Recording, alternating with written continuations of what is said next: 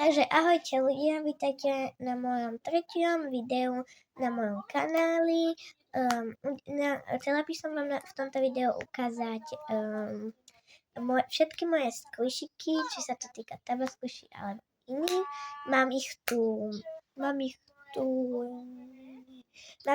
tu 5 squishikov, ktoré by som vám chcela dneska ukázať.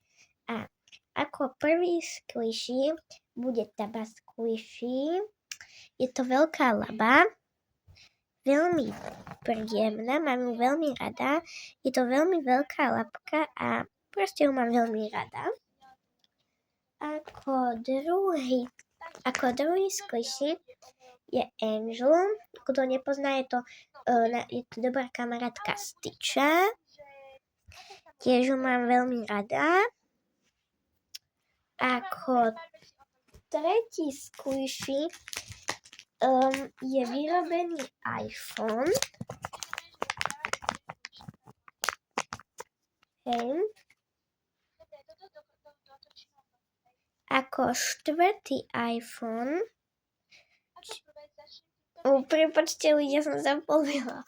Ako štvrtý squishy tu máme takéto ako keby pero squishikové.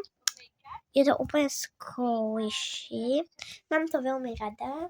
A ako môj obľúbený squishy zo všetkých, čo tu mám, je tento maličký squishik.